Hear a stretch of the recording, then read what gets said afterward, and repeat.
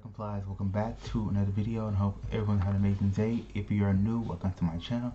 My name is Jai. Be sure to like, comment, subscribe, share all that wonderful stuff. Follow all my social medias down below. We are back with Nightmare Files. Nightmare Files is this 3 terrifying true best friend horror stories. So sit back, relax, and let's watch.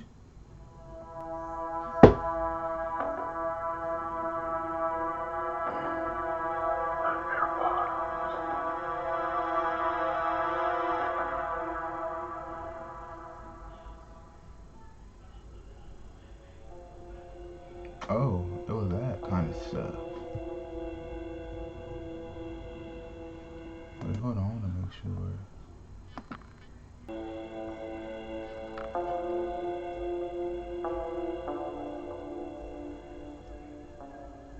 My name is Chris, and this story happened about 2 years ago in September. I was 15 years old and had at the time started a new school. I was there for about 2 weeks and I had yet to make any friends. There was another new student that started. His name was Caleb. He was a bit socially awkward, but we started talking, hanging out together, and soon became friends. We both had something in common in being the new kids at school. I hung out with Caleb in school a few times during the weekends. The more time I spent with this dude, Caleb, the more uncomfortable I became around him. He would always speak about strange or depressing topics. He would ask me things like how I would kill somebody and get away with it. Every weird question he asked me, he would then tell me in great length and detail what he would do in that situation. It was like he thought about this stuff all the time.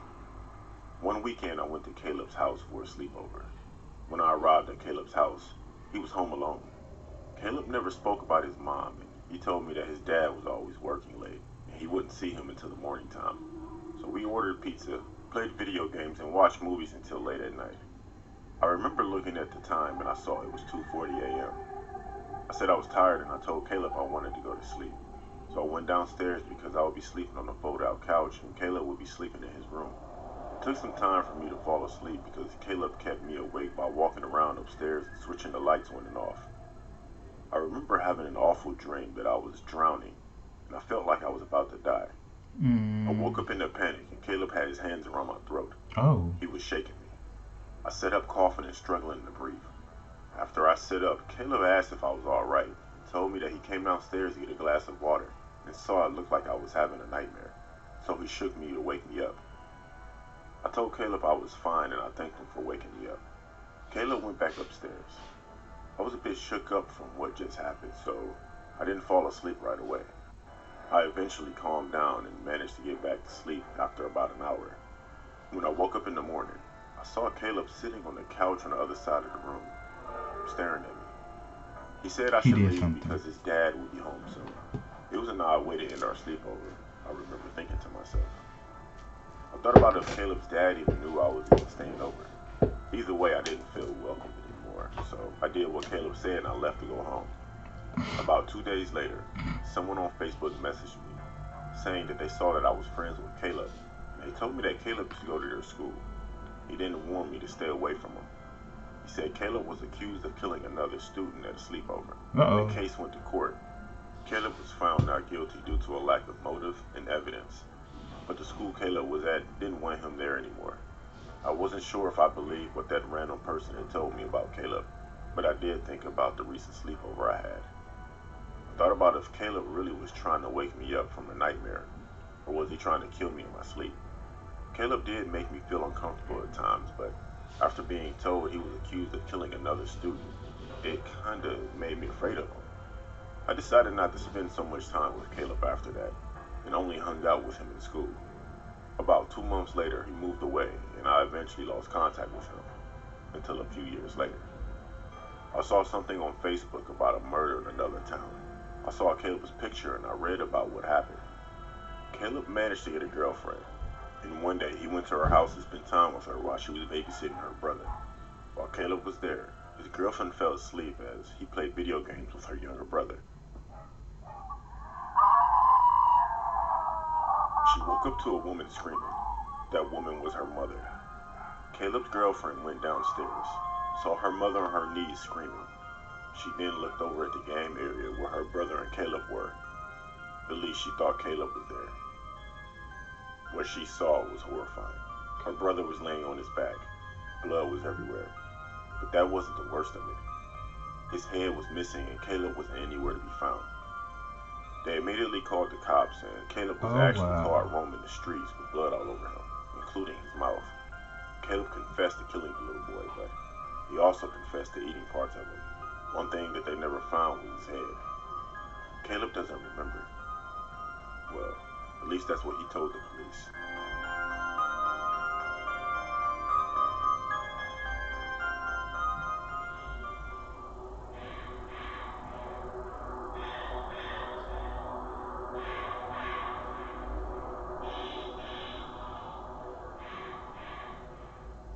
My name is Corey, and growing up I had a best friend whose name was Joshua.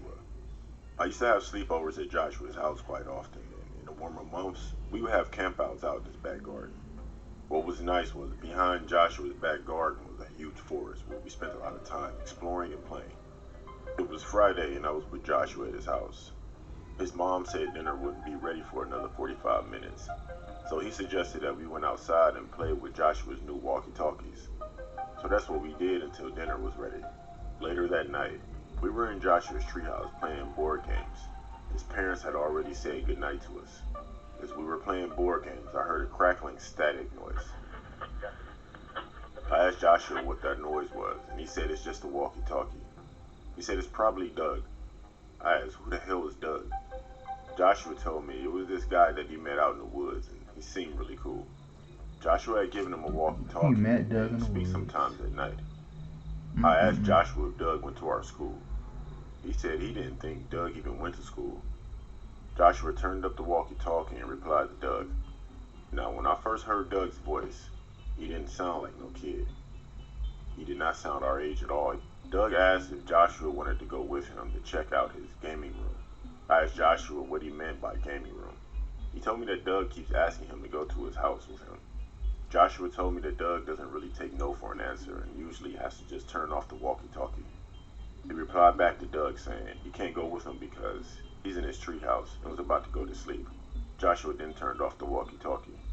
We spent the rest of the night trading Yu-Gi-Oh cards, playing games before we went to sleep. I don't know why, but I woke up in the middle of the night. I saw a light shining in the treehouse. I thought Joshua was awake reading comics, but when I looked at him, he was asleep. The light was coming from outside. I looked out the window of the treehouse, and I saw a figure standing at the edge of the forest, shining a flashlight up in the treehouse. They switched it off when they noticed me, pulled up their pants from around their ankles, and ran back in the forest. I woke Joshua up and I told him someone was outside watching us. Joshua suggested that we go inside the house, and I agreed.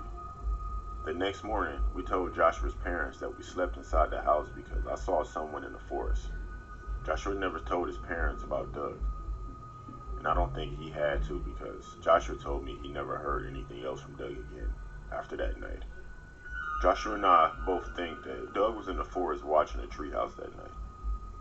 We both thought of many different theories of what he was planning to do, and honestly, none of those were actually good. When you said pull his pants, I'm glad he never came up there. Oh my God.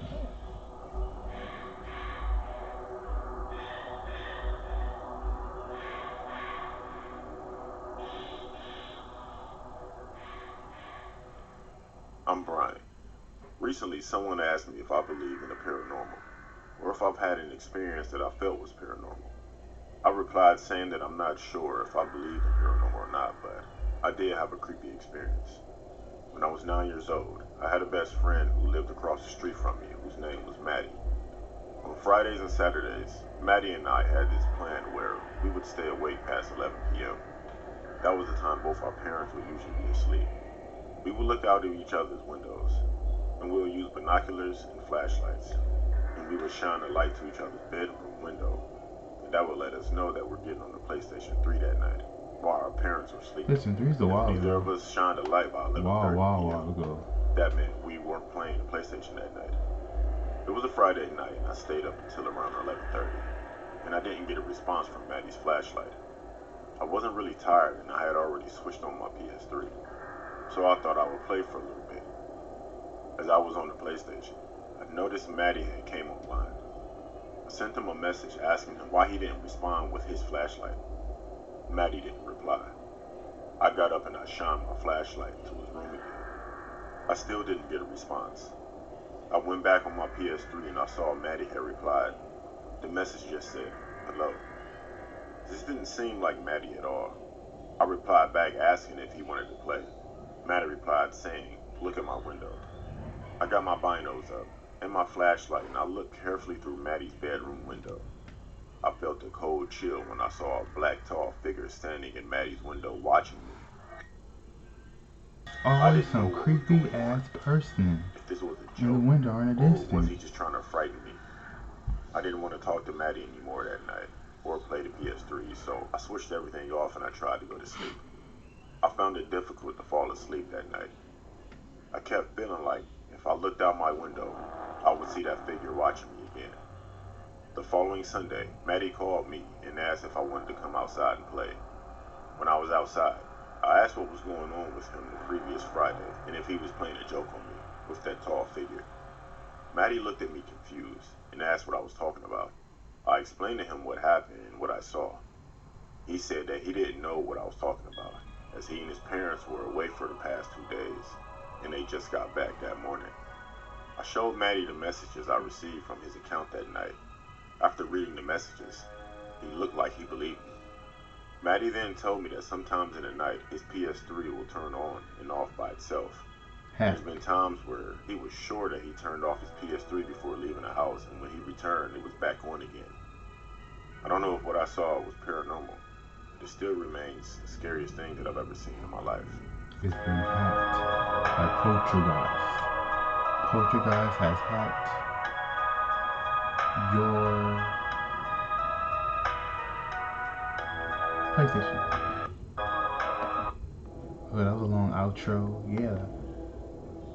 You gotta be careful when it comes to situations, because you never really doing. Because I wouldn't go to somebody's house or barely know, you know what I'm saying, for the first story and second story. Three people just screaming around, you know. Wow. Mace. Sage. So tell me guys what you think about this video. Have the most awesome, awesome positive day. Stay grateful, stay blessed, and until next time, you guys, peace out.